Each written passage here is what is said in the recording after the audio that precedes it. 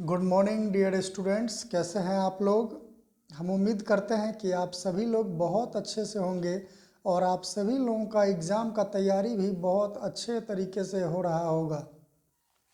कुछ बच्चों का लगातार कॉल आ रहा था, मैसेज आ रहा था कि सर हम एपी नहीं समझ रहे हैं, सर हम समांतर श्रेणी नहीं समझ पा रहे हैं, सर एग्ज़ाम नज़दीक है, अगर हम नहीं समझते हैं समांतर श्रेणी और एग्ज़ाम में पूछा गया तो फिर हम कैसे लिखेंगे सर।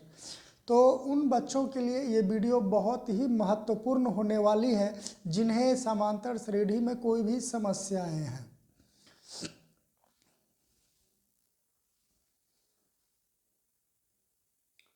तो चलिए हम लोग जानते हैं समांतर श्रेणी क्या होता है। सबसे पहले हमको समांतर श्रेणी को समझना होगा। समांतर श्रेणी क्या है? समांतर श्रेणी संख्याओं की एक ऐसी सूची है जिसमें प्रत्येक पद अपने ठीक पहले वाले पद में एक स्थिर यानी निश्चित संख्या जोड़ने पर प्राप्त होता है। इस स्थिर संख्या को सार्वंतर कहा जाता है। सार्वंतर का मान धनात्मक भी हो सकता है, ऋणात्मक भी हो सकता है या शून्य भी हो सकता है। यदि पहला पद a तथा सार्वंतर d हो तो a तथा d के अलग अलग मान के लिए a plus D, a plus 2d, a plus 3d dot dot dot so on एक समांतर श्रेणी को दर्शाता है। इसे समांतर श्रेणी का व्यापक रूप कहा जाता है। अब है समांतर श्रेणी से संबंधित कुछ महत्वपूर्ण तथ्य। जैसे ए होता है एपी का प्रथम पद, डी होता है एपी का सार्वंतर, एन होता है एपी का एनवां पद, एल होता है एपी का अंतिम पद तथा एसएन होता है एपी के एनवें पदों का योग। एसएन इजकल टू एनवें पदों का योग।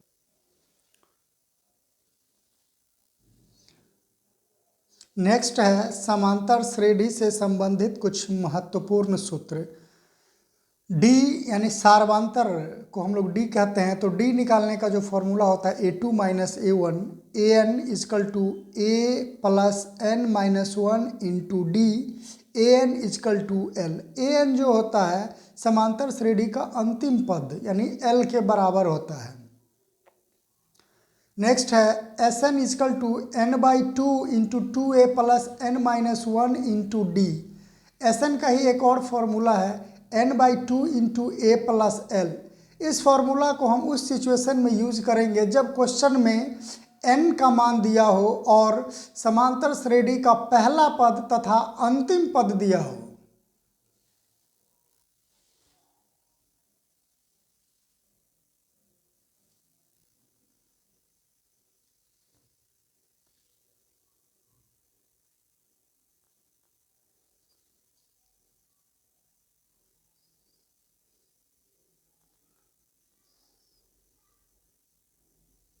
तो चलिए सॉल्व करते हैं समांतर श्रेणी का पहला क्वेश्चन। प्रत्येक किलोमीटर के बाद टैक्सी का किराया, जबकि प्रथम किलोमीटर के लिए किराया 15 रुपया है और प्रत्येक अतिरिक्त किलोमीटर के लिए किराया 8 रुपया है।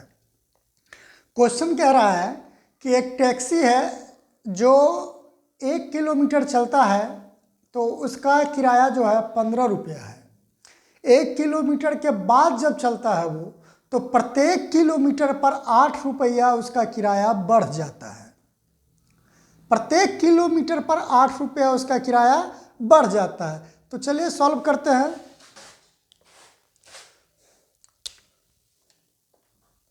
यहां लिखेंगे प्रथम किलोमीटर के लिए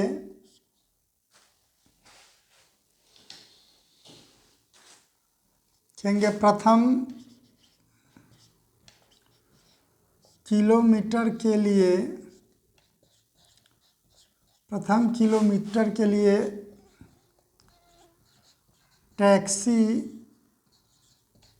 का किराया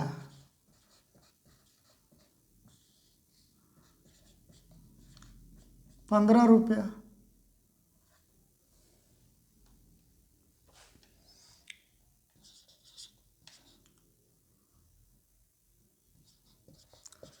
दूसरे किलोमीटर के लिए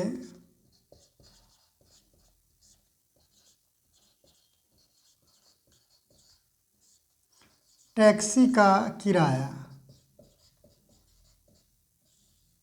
दूसरे किलोमीटर में कह रहा है कि पहले किलोमीटर तक जो चला, प्रथम किलोमीटर तक जो टैक्सी चला उसका किराया 15 रुपया है, और दूसरे किलोमीटर जैसे ही पूरा करता है तो उसमें 8 रुपया बढ़ जाता है उसका किराया।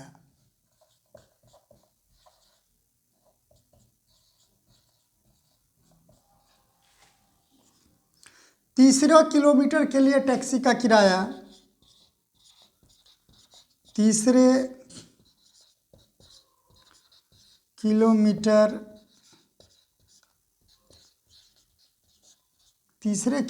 के लिए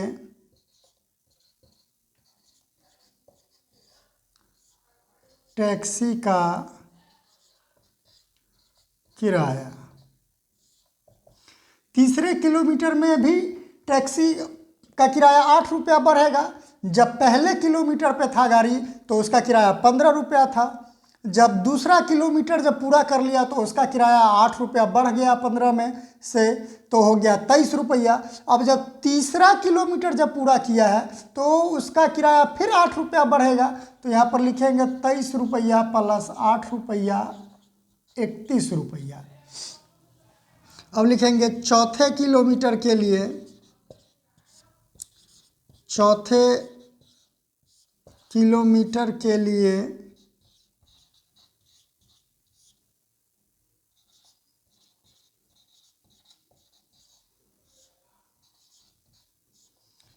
टैक्सी का किराया।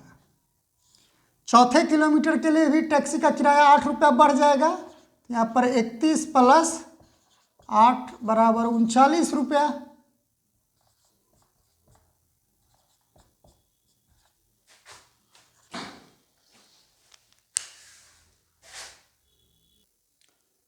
चौथे किलोमीटर के लिए भी टैक्सी का किराया 8 रुपया बढ़ेगा, तो हो गया 31 8 39 रुपया। तो यहाँ प्रत्येक किलोमीटर के बाद 8 रुपया बढ़ रहा है, प्रत्येक किलोमीटर के बाद 8 रुपया बढ़ रहा है किराया। तो यह इस तरह से एक एपी है, तो ये एपी हो जाएगा, एपी 15, फिर 8 रुपया इसमें बढ़ेगा, ये हो गया 23 रुपया, फिर ये 8 रुपया बढ़ेगा, ये हो गया 31 रुपया, फिर 8 रुपया बढ़ेगा, ये हो गया 39 रुपया। फिर इसी तरह से जितना किलोमीटर बढ़ेगा उतना जो है इसका टैक्सी का किराया बढ़ता चला जाएगा। अब ये दोनों के बीच में जो अंतर है 8 का, इस 8 रुपया को हम लोग सार्वंतर कहते हैं। सार्वंतर को हम लोग डी से सूचित करते हैं। फिर ये इस दोनों के बीच में भी 8 का अंतर है, फिर इन दोनों के बीच में भी 8 का अंतर है।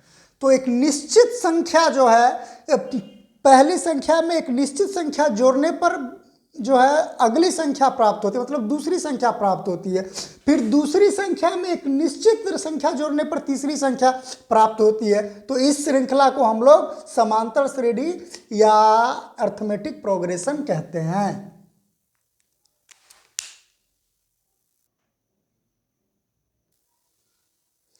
इस तरह से आप लोग इस चैप्टर में पहला क्वेश्चन में जो भी है 2 3 4 क्वेश्चन, उस सब को आप सॉल्व कर लेंगे सेम तरीका से, कोई प्रॉब्लम नहीं होगा। हम पूरे क्वेश्चन हम इसलिए नहीं बताएंगे क्योंकि आप लोग खुद से प्रयास करके देखेंगे। Thank you.